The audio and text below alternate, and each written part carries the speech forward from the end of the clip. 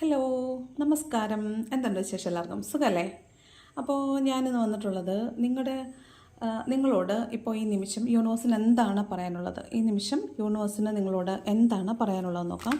ഈ നിമിഷം യൂണിവേഴ്സിന് നിങ്ങളോട് എന്താണ് പറയേണ്ടത്, അല്ലെങ്കിൽ ഈ നിമിഷം നിങ്ങൾ എന്താണ് അറിയേണ്ടത്?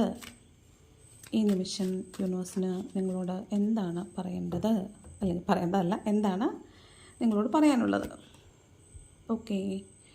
അപ്പോൾ 6 ഓഫ് പെൻറ്റക്കിൾസിൻ്റെ എനർജിയാണ്. അതായത് അർഹതപ്പെട്ടവരിലല്ല നിങ്ങൾ കോൺസെൻട്രേറ്റ് ചെയ്തിട്ടുള്ളത്, അനർഹരായ ആളുകളിലേക്ക് നിങ്ങൾ കോൺസെൻട്രേറ്റ് ചെയ്തിട്ടുള്ളതായിട്ട് കാണുന്നുണ്ട്. അപ്പോൾ നിങ്ങൾ നീതി കാണിക്കുക, നിങ്ങൾ ചുറ്റും നോക്കുക, നിങ്ങൾ നിരീക്ഷിക്കുക, നിരീക്ഷിച്ചതിന് ശേഷം മാത്രം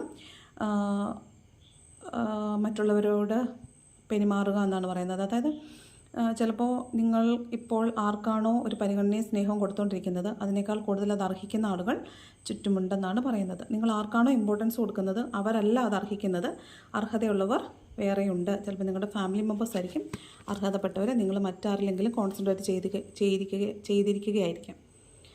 സെക്കൻഡ് വൺ ഹൈ പ്രീസ്റ്റസിൻ്റെ എനർജിയാണ്. നിങ്ങൾ നിങ്ങളുടെ ഇൻറ്റ്യൂഷൻ ശ്രദ്ധിക്കാൻ പറയുന്നുണ്ട്. നിങ്ങളുടെ ഇന്നർ വോയിസിനെ ശ്രദ്ധിക്കുക. നിങ്ങൾ നിങ്ങളിലേക്ക് തന്നെ നോക്കുക. നിങ്ങൾക്ക് കുറേ ചോദ്യങ്ങൾക്കുള്ള ഉത്തരം നിങ്ങളുടെ ഉള്ളിൽ തന്നെയുണ്ട്, നിങ്ങൾക്കത് പെട്ടെന്ന് കണ്ടുപിടിക്കാൻ പറ്റും. നിങ്ങളുടെ ഇന്നർ വോയിസിനെ ഒന്ന് ശ്രദ്ധിച്ചാൽ മാത്രം മതി.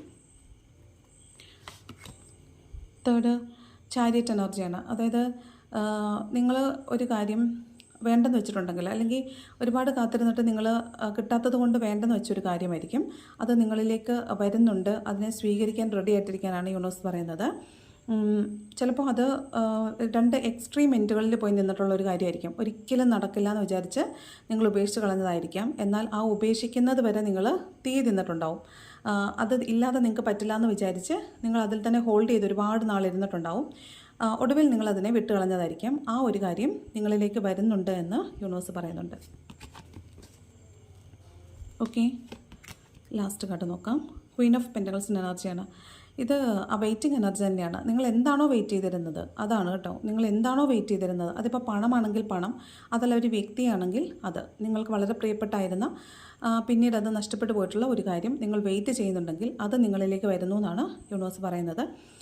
ഈ പറഞ്ഞ സ്ത്രീ, ഇതൊരു ഫെമിനിൻ എനർജി ആവാം, മാസ്കുലിൻ എനർജി ആവാം. നിങ്ങൾ കാണുന്നവർ ആര് തന്നെയായാലും നിങ്ങൾ ആരെയാണോ കാത്തിരിക്കുന്നത് അവർ നിങ്ങളിലേക്ക് വരുന്നു എന്നാണ് പറയുന്നത്.